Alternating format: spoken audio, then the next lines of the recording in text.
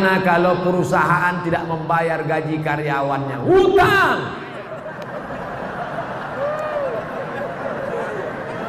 Kalau aku berhutang pada satu orang saudaraku, nanti ku cari engkau di padang mahsyar, insya Allah jumpa kita. Tapi kalau yang aku berhutang kepada karyawan 1000 orang, wahai perusahaan-perusahaan, kau bayarlah sekarang, daripada kau cari mereka di akhirat nanti. Sedangkan di Sumatera aja payah mencarinya, apalagi di padang mahsyar. Hai pimpinan perusahaan-perusahaan, hai manajer-manajer, hai GM. Yang Ustaz tunjuk ini siapa? Kamera. Mana tahu kebetulan dia nonton streaming. Bayar hutang, bayar. Al-wa'du dain, janji adalah hutang, dan hutang akan diminta pertanggungjawaban di hadapan Allah. Sekecil apa hutangmu? Faman ya'mal mithqala dzarratin khairan yara. Hutang sebesar biji sawi akan dituntut di hadapan Allah Subhanahu wa taala. Bapak ibu calon jamaah haji, sebelum berangkat bayar hutang-hutang. Bapak nangis kenapa? Hutang saya banyak Pak Ustaz. Tapi bapak kaya, masa nggak sanggup bayar hutang? Bukan nggak sanggup bayar, orangnya nggak tahu di mana Pak Ustaz. Hutang apa? Dulu waktu sekolah makan bakwan 3 bayar 1. Waspadalah. Bayar. Saya mengamalkan surat Al-Kahfi setiap malam Jumat. Bagaimana hukumnya?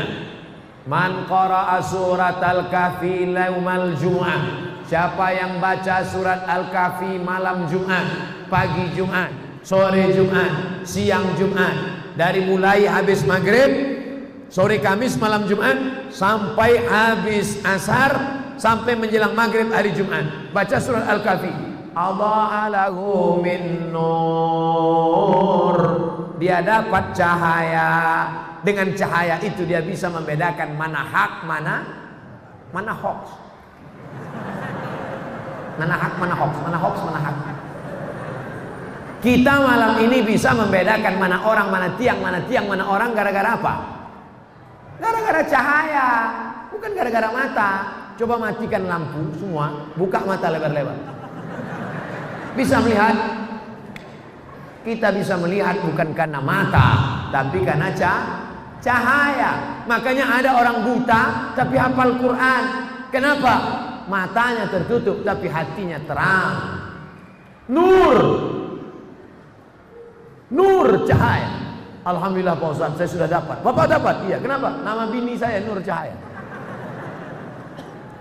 Maka siapa yang mendapatkan nur? Orang yang membaca surat Al-Kahfi hari Jumat, malam Jumat. Yang sudah mengamalkan, terus hadisnya sahih. Baik, yang belum mengamalkan, segera amalkan. Mudah-mudahan umurnya sampai hari Jumat. Saya mengamalkan bacaan Ya Razzaq urzuqnil ba'dal fana di setiap habis sunat fajar. Bagaimana hukumnya Pak Ustaz? Ya Razzaq, wahai engkau yang memberikan rezeki, urzuqnil baqa ba'dal fana, berikan aku kekekalan setelah binasa.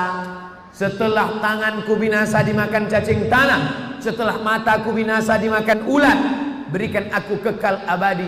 Setelah, apakah doa ini salah? Tidak salah. Silakan amalkan. Ya Razzaq, wahai engkau yang memberi rezeki, wahai engkau yang memberi rezeki, urzuqnil baqa ba'dal fana, berikanlah aku kekal setelah binasa. Binasa dunia tapi aku tidak binasa. Selama doa itu tidak salah menurut akidah, maka tidak salah diamalkan. Tapi kalau diajarkan doa, wahai penjaga laut, penjaga sungai, penjaga pohon kayu, datanglah, datang. Itu doa manggil hantu. Nanti pas setelah itu hantunya datang, what can I do for you? Syukran kasiran Ustaz, afwan. Kalau ada orang menyebut syukran, terima kasih, jawabannya afwan.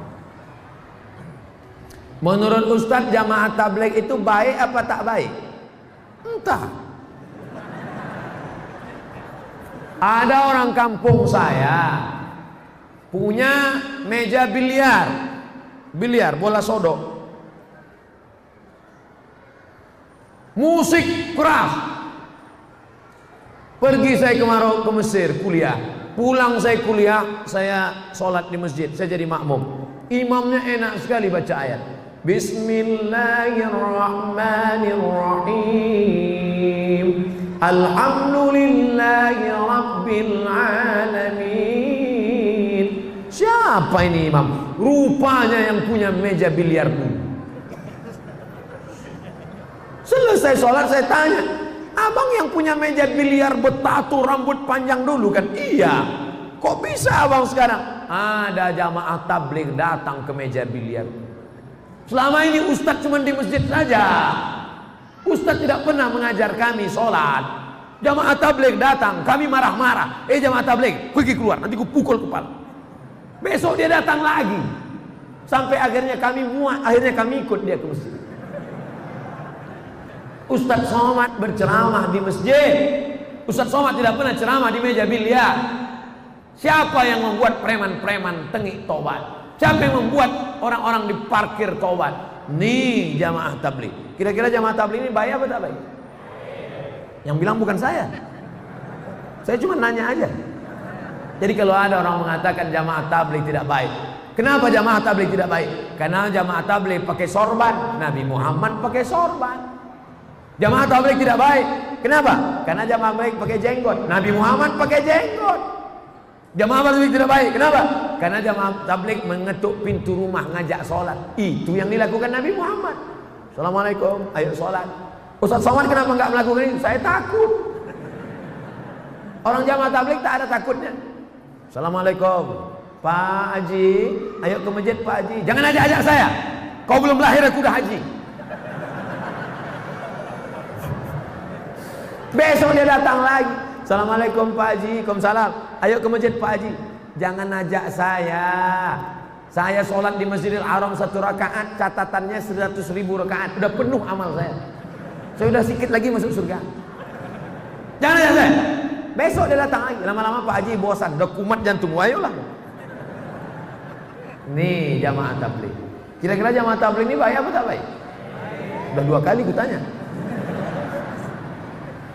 Saya punya keluarga. Ini panjang ini. Ini tak pertanyaan tak curhat. Saya punya keluarga. Oke, saya paham. Mempunyai sebidang tanah. Oke. 20 kali 15 meter. Ya. Namun tanah kami dikuasai tanpa hak oleh tetangga kami. Oke, jelas. Dengan ukuran lebar 7 meter. Pertanyaan saya, apakah orang yang mengambil hak tanah kami berdosa hingga akhirat? Qaidah sibrin, sejengkal kau ambil, quyida, dililitkan ke lehermu sab'i aradin, 7 lapis. Sejengkal kau ambil 7 lapis tanah dari leher. Apalagi 7 meter? Apakah keluarga anak menantu turut berdosa karena mengetahui bahwa orang tuanya telah mengambil? Ya, yang tak tahu malam ini ku beritahu. Yang pura-pura tak tahu, tak mau tahu, aku kasih tahu. Andai tanah ustadz yang dibuat orang begini, apa tindakan ustadz? Ku lapor ke Pak Kapolres. Ada orang ngejek-ngejek saya di internet, foto saya di model-modelnya. Disangkanya saya Ustadz Somad itu baik, maafkan. Enggak. Ustadz, ini ada orang ngejek Ustadz. Kita BAP ke Polda. Berapa tahun? 4 tahun. Tenggelam kan? Jangan macam-macam. Apa gunanya di sebelah kanan Pak Kapolres, di sebelah kiri Pak Dandim, ya kan? Kita jalan sama Pak Wakil Gubernur, ada Pak Bupati. Inilah masanya. Main kan? Ustaz, bagaimana hukumnya baca doa tahlil dengan perantara membakar kemenyan? Di Mesir pagi-pagi itu ada satu petugas yang bakar menyan di seluruh toko-toko. Di toko keliling bakar menyan. Keliling. Saya waktu pertama sampai di Mesir, wah, nampaknya orang Mesir manggil setan juga. Setelah lama-lama di Makkah, saya lihat menyan itu berbungkal-bungkal. Rupanya menyan itu bukan mau manggil setan, tapi untuk pengharum ruangan. Ketika datang Habib Umar bin Hafiz yang dari Yaman, Hadramaut, dibakar juga di Istiqlal, dibakar. Cuman bukan menyan, tapi serbuk kain, namanya ud. Bahasa kitanya gaharu. Kenapa orang di kampung kita pakai menyan? Kenapa tidak pakai gaharu? Saya tahu setelah saya ceramah di Kalimantan Utara. Saya tanya Pak Gubernur, Pak Gubernur, ya, di sini banyak gaharu. Banyak. Berapa sekilo? 40 juta yang paling murah. Pantesan pakai menyan. Gaharu mahal. Kalau sampailah 40 juta itu kita letakkan di ruang tamu, lalu ada kawan yang hidupkan, itu kita nangis. Kenapa? Nggak tahan asapnya, nggak tahan. 40 juta bro. Jadi kalau di majelis Habib, majelis maulid, sebelum doa baca, itu untuk mengharum ruangan. Karena dengan harumnya ruangan, malaikat-malaikat suka. Tapi kalau di ruangan itu bau busuk, man akala basolan, siapa yang makan bawang merah, makan bawang putih, malaikat tidak mau masuk. Kenapa? Malaikat tak tahan mencium. Malaikat, apalagi jengkol sama petai. Tapi kalau gosok gigi dulu boleh. Jadi kalau ada orang membakar menyan, membakar gaharu, tujuannya untuk mengharumkan ruangan, tidak apa-apa. Tapi kalau dianggapnya asap inilah yang membawa ke alam, tak alam apalah. Nah, ini tak betul, berarti keyakinannya tidak benar. Jadi kalau ada yang tidak orang bakar, tanya dulu. Ini bakar untuk apa? Untuk mengharum ruangan. Dengan harumnya ini, kan harum gak perlu lagi. Masjid kita ada pakai pengharum ruangan. Sekarang ada orang pakai harum. Itu pakai bahan kimia. Ada bahan kimia, kita hirup masuk ke dalam, itulah yang menjadi cancer. Tulisannya CANCER, cancer. Orang kita payah bilang cancer, kenapa? Kanker.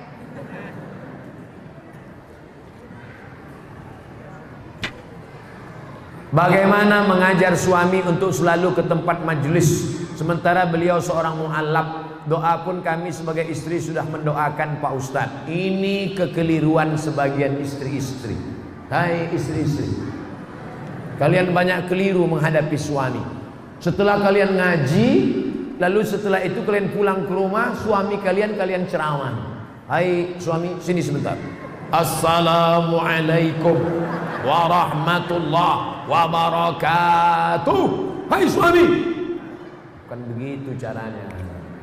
Bahannya dari mulut ibu, tapi pakai lidah wali. Perempuan punya wali 6.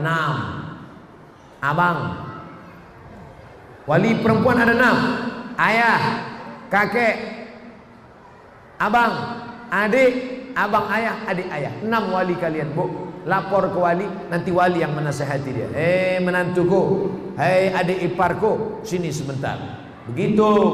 Makanya laki-laki mesti ngerti.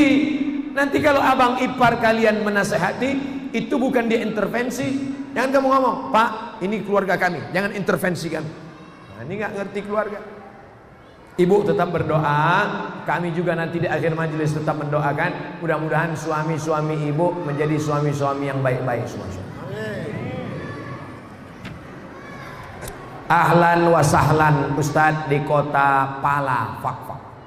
Semoga Allah senantiasa memberikan kesehatan dan keselamatan. Amin. Bagaimana hukumnya orang tua menolak pinangan laki-laki disebabkan karena keturunannya, padahal laki-laki tersebut baik agamanya? Hai para jomblo-jomblo, tenang, Allah bersama kalian. Takbir. Kuat takbir jomblo. Hai bapak-bapak, hai ibu-ibu yang punya anak gadis, dengar baik-baik. Idza ja'akum man tardawna dinahu, kalau datang kepadamu laki-laki baik agamanya, wa khuluquhu, baik akhlaknya, baik agamanya, baik akhlaknya, 2 saja. Jangan kau cari macam-macam. Dua saja. Baik agamanya, baik akhlaknya. Fazawwijuhu, nikahkan dia dengan anak gadismu, nikahkan dia dengan adikmu, nikahkan dia dengan cucumu. Illa taf'alu, kalau itu tidak kau lakukan, takun fitnatun fil ardi wa fasadun arid, akan terjadi fitnah yang besar. Kalau mahar mahal, maka zina murah. Maka kalau datang nanti anak lajang ini meminang anak gadismu, meminang adikmu, meminang cucumu, baik agamanya, baik akhlaknya, nikahkan. Siap? Yang bilang siap itu yang punya anak gadis, bukan yang mau minang.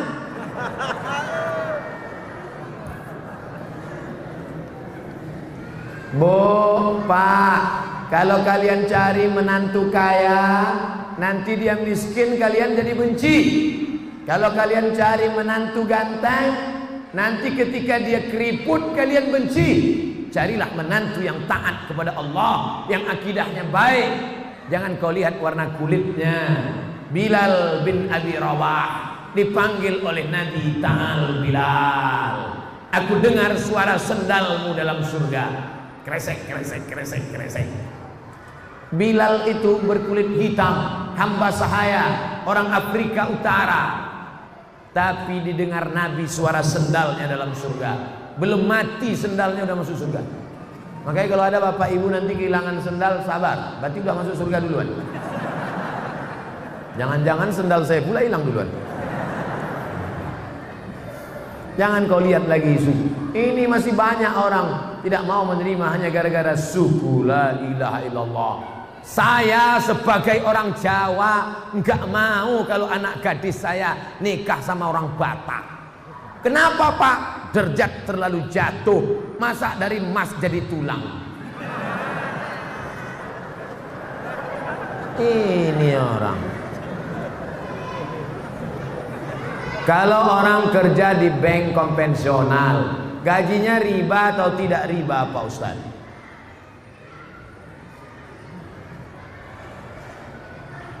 La'anallahu akilar riba. Allah melaknat orang yang makan riba. Wa mukilahu, orang yang mewakilkan, orang yang dibeli, orang yang diberi. Yang pertama yang makan, yang kedua yang diberi. Wa katibahu, pegawai pencatat administrasinya. Wa syahidaihi, yang menjadi saksinya. Kulluhum sawa, keempat-empatnya makan riba. Saudaraku yang di konvensional, pindah kalian ke BNI Syariah, Bank Syariah Mandiri, Bank Muamalat. Gak bisa Pak Ustadz, belum ada. Oke, mudarat boleh. Darurat tingkat tinggi. Ustadz, kalau saya keluar dari sini, istri saya sedang hamil tua, motor saya masih kredit rumah. Stop, jangan cerita, aku tak tahan mendengar. Oke, kerja aja situ sampai dapat kerja yang lain. Nanti kalau sudah dapat kerja lain, resign dari situ. Ustaz, bagaimana batas-batas wanita berhias keluar rumah, pakai make up? Banyak perempuan sekarang mukanya putih, tangannya hitam.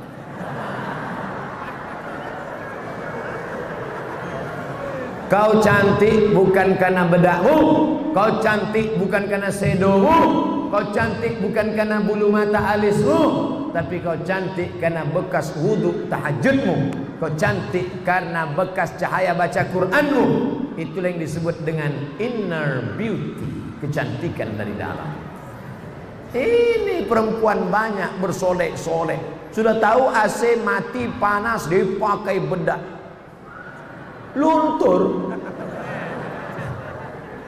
alis ini cukur, pakai whiteboard. Oh gitu panas meleleh. Panas ya, iya, orang senyum semua. Orang senyum, apa tak senyum, nengok tuyul. Pulang ke rumah mati lampu. Assalamualaikum. Assalamualaikum bang. Istri buka pintu. Allahu qayyum la ta'khudhuhu sinatun wa la nawm lahu ma fis samawati. Ini hantu kok enggak pergi? Ini istrimu bang. Jangan bersolek-solek jahiliyah. Ustaz, saya ini mukanya pucat. Muka saya pucat Pak Ustaz. Nanti kalau saya nggak pakai bedak, orang nyangka saya sundel bolong. Pakai natural, sekedar warna kulit boleh. Pakai minyak wangi menghilangkan bau ketiak, bau bawang boleh. Tapi kalau sampai bau parfum dipakai di luar, imam hilang konsentrasi. Wala na'budu ma'abattum wala tu'abiduna wala na'budu ma'abattum sampai hilang lakum dinukum waliyani. Yang biasa sekedar menghilangkan bau ketiak boleh. Itu namanya natural. Bagaimana konsep pendidikan anak dalam Islam? Sejak dalam kandungan hingga jadi anak soleh, hafiz Quran 30 juz. Ada orang mengatakan mendidik anak itu sejak SD. Sejak SD baru bisa dididik. Ada lagi yang mengatakan mendidik anak sejak pandai berjalan. Tapi yang paling tua pendapat mendidik anak adalah sejak mencarikan ibunya. Aminah ibunya, maka lahirlah anaknya Al-Amin. Al-Amin akan lahir dari Aminah. Tapi jangan gara-gara ini nanti bapak pulang ngomong sama istrinya, gara-gara kau tidak Aminah maka anak kita tidak Al-Amin. Yang kalian yang lajang-lajang, yang belum menikah, mudah-mudahan ditemukan dengan Aminah. Yang ngomong amin yang belum nikah. Ini anak udah 2, amin. Gak tahu dia istrinya nengok dari atas. Awas. Bapak Ibu yang dimuliakan Allah, cari istri solehah. Dia nanti akan mendidik anak-anak kita. Kita pergi petang, pergi pagi, pulang petang, peras keringat, banting tulang. Kita pergi pagi, anak belum bangun tidur. Kita pulang malam, anak sudah tidur. Kita jarang pulang. Nama Toib. Siapa yang mendidik anak-anak kita? Nih mereka. Didik istri soleha. Istri soleha saat mengandung anak dibacakannya Al-Quran. Bismillahirrahmanirrahim. Amma yatasa'alun 'anil naba'il 'azim alladzi hum fihi mukhtalifun kalla saya'lamun. Masya Allah, 3 kali ganti. Macam penerbangan juga.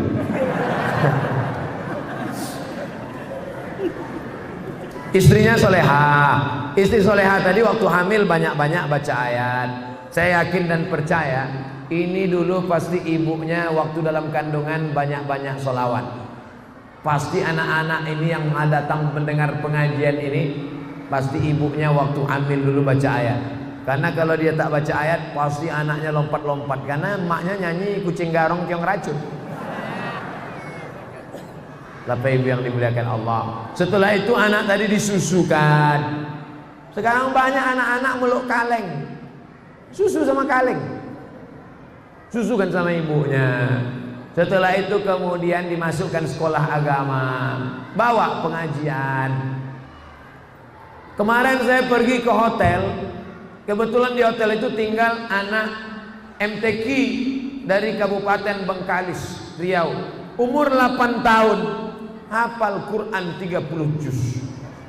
8 tahun, cari di internet. Namanya An-Nisa Zahra dari Riau.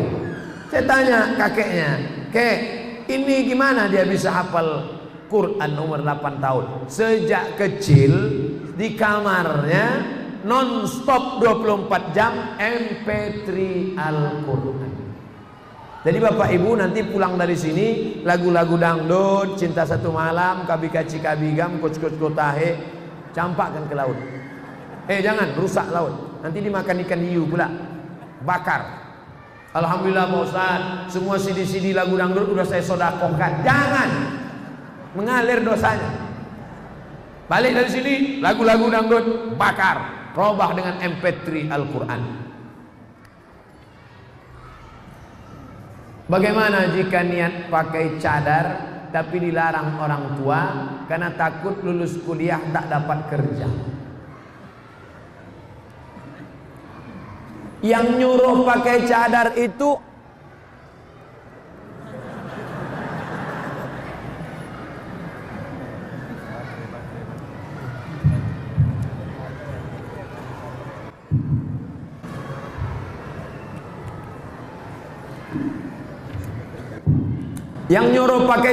itu Allah apa ustaz? Saya ulang sekali lagi. Yang nyuruh pakai cadar itu Allah apa ustaz? Allah. Yang ngasih rezeki itu Allah apa ustaz?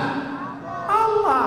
Kenapa takut pada kerja padahal yang ngasih rezeki Allah, yang nyuruh pakai cadar Allah? Ikhtilaf antara wajib tak wajib. Saya tak mempermasalahkan. Yang sudah pakai cadar bagus. Itulah akidah. Mana akidah kita? Ibu-ibu jangan takut. Kau jangan pakai jilbab, nanti nggak laku. Kau jangan pakai cadar, nanti nggak kerja. Di mana letak iman kita? Di mana letak keyakinan kita?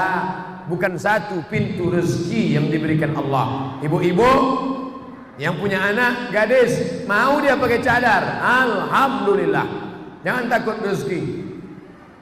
Ya Razzaq, wahai engkau maha pemberi rezeki. Wa ma min dabbatin fil ard, tidak ada satu binatang yang melata di atas muka bumi melainkan Allah yang memberikan rezekinya. Cicak itu melata, tak bisa dia ke darat. Cicak di dinding-dinding, tapi makanannya luar biasa. Cicak itu makanannya bukan tanggung-tanggung, helikopter dia makan. Allah menjamin rezeki. Kenapa takut? Bagaimana hukumnya kita mendoakan orang tua yang sudah meninggal dunia, tapi kita berbeda keyakinan? Apakah adanya diijabah atau tidak?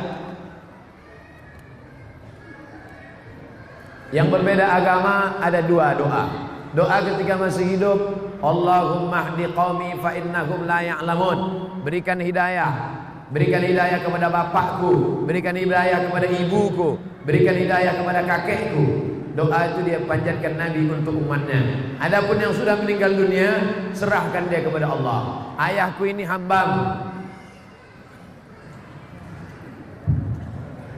kakekku ini hambamu, ibuku ini hambamu, maka kuserahkan dia kepada engkau ya Allah. Itu doa Nabi Isa. In tu'adzibhum fa innahum ibaduk. Kalau kau azab maka mereka itu hambamu ya Allah.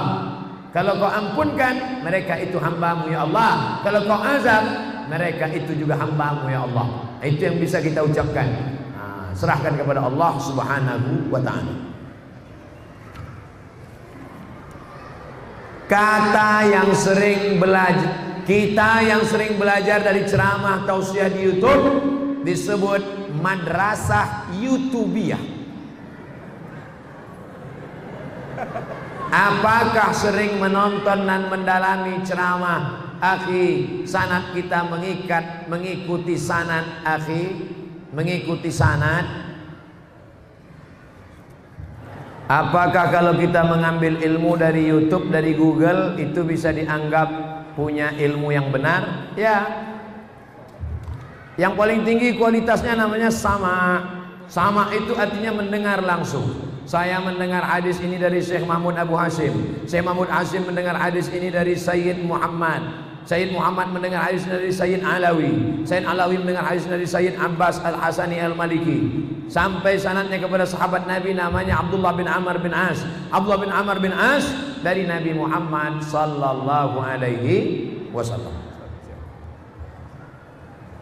Itu namanya sama, namanya sama. Bagaimana kalau kami dari buku Pak Ustaz?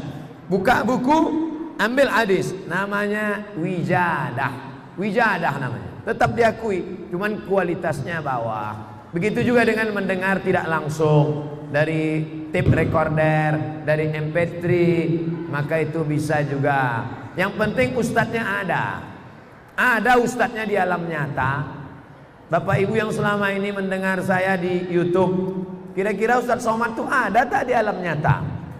Inilah makanya malam ini dia datang mau nengok. Ada rupanya. Nah, jadi yang penting ustadznya ada. Bapak Ibu belajar dari Habib Rizik Syihab. Habib Rizik itu ada atau tak ada? Ada. Maka boleh belajar. Dari Ustadz Adi Hidayat. Ustadz Adi Hidayat ada. Yang tak boleh itu dari Ustadz Upin Ipin. Nah, itu tak ada. Selama orangnya ada, kajinya benar, akidahnya Ahlussunnah wal Jamaah, maka boleh, tak masalah. Ajaztum jami'a marwiyati wa muallafati wa muhadarati.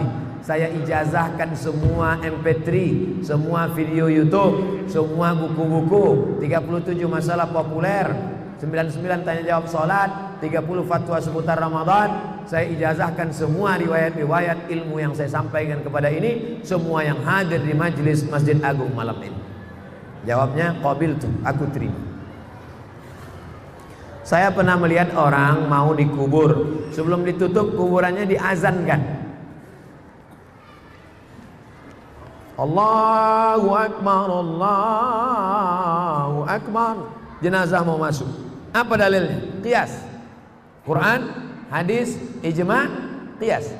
Tak ada ayat Quran, hai orang beriman kalau mati azankanlah. Tak ada. Tak ada hadis Nabi, hai orang beriman kalau mati azankanlah. Tak ada.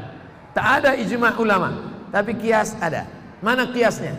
Lahirnya diazankan, maka matinya pun di sebahagian mazhab Syafi'i. Kalau ada yang buat jangan salahkan. Kalau tidak dibuat tidak apa-apa. Dia tidak macam sholat. Kalau sholat wajib, kalau tidak dibuat haram. Ada dalam hadis, ada dalam Quran, ada dalam ijma'. Kalau mengazankan jenazah ini qiyas. Sebagian mazhab mau dibuat silakan, tidak dibuat tidak ada apa-apa. Jangan berkelahi gara-gara ini. Orang tua saya beliau taat beribadah, namun di samping itu dia punya ilmu-ilmu yang dapat dari nenek kami. Katanya nenek kami bisa mengetahui masa depan. Sering didatangi meminta keberuntungan. Cara mendapatkan ilmu itu dengan bawa pengorbanan uang dan ayam. Ayam goreng apa ayam hidup? Dengan mengamalkan ilmu itu terbebas dari bahaya. Dan yang anehnya Ustadz, perantara berdoa yaitu makhluk yang disebut amin. Apakah ilmu? Ini ilmu nenek moyang zaman dulu biasanya berteman dengan jin. Dulu jin itu berteman dengan nenek kita. Setelah nenek kita meninggal, dia datang ke bapak kita. Setelah bapak kita meninggal, dia mau datang ke saya. Ketika kita sedang berzikir, tiba-tiba dia datang. Hai Abdul Somad, aku adalah kawan nenekmu dulu. Apakah boleh kita berteman? Tidak. Temanku sudah banyak di fak-fak. Jangan berteman dengan jin. Buka surat Al-Jin juz 29. Fariqum minal insi, ada sebagian manusia ya'uduna birijalin minal jinni, mereka minta kepada jin, fazaduhum rahaqa, maka rusak akidah mereka. Akidah, jangan berteman dengan jin, putuskan hubungan dengan jin. Kertas terakhir, Bapak Ustadz yang kami hormati, sesuai sabda Rasulullah bersabda, barang siapa sholat atas jenazah sampai 3 shaf, maka si mayit masuk surga. Imam Tirmizi. Yang dipertanyakan, jika seorang dalam hidupnya setiap hari kegiatan rutinnya mabuk, judi, mencuri, merampok, dan selalu buat onar sehari-hari, lalu kemudian dibuat 3 shaf, apakah dia masuk surga? Dia masuk surga. Hadis yang lain lebih ringan daripada ini. Man qala la ilaha illallah dakhalal jannah. Siapa yang mengucapkan la ilaha illallah Muhammad Rasulullah masuk surga. Cuman masuknya kapan? Dia berjudi, dia obok-obok dulu di neraka. Dia berzina, dia obok-obok dulu di neraka. Nanti ujung-ujungnya masuk surga. Hadis model seperti ini namanya hadis targhib wa tarhib, memberi motivasi supaya kita rajin melaksanakan sholat jenazah, supaya rajin la ilaha illallah. Kita mau bersihkan dari narkoba, bersihkan dari zalim, supaya kita masuk surga tapi tidak singgah di neraka. Allahumma ajirna minan nar, Allahumma ajirna minan nar, Allahumma ajirna minan nar, wa qina azabannar. Amin ya rabbal alamin. Jam 21.59, jam 10.22 genap 2 jam kita bersama, kurang 20 menit lagi. Berarti kita sudah bersama 2 jam kurang 20 menit. Sejam setengah lah itu Pak Ustaz, terserahlah. Yang penting kebersamaan kita malam ini mudah-mudahan bernilai amal soleh. Ala hazihin niyah wa kulli niyatin salihah. Al-Fatihah. A'udzu billahi minasyaitonir rajim. Bismillahirrahmanirrahim. Alhamdulillahirabbil alamin. Arrahmanir rahim. Maliki yaumiddin. Iyyaka na'budu wa iyyaka nasta'in. Ihdinas shiratal mustaqim. Shiratal ladzina an'amta 'alaihim ghairil maghdubi 'alaihim waladdallin. Amin. Allahumma inna nas'aluka salamatan fid din. Selamatkan akidah kami dan anak keluarga kami ya Allah. Wa afiatan fil jasad. Sehatkan badan kami.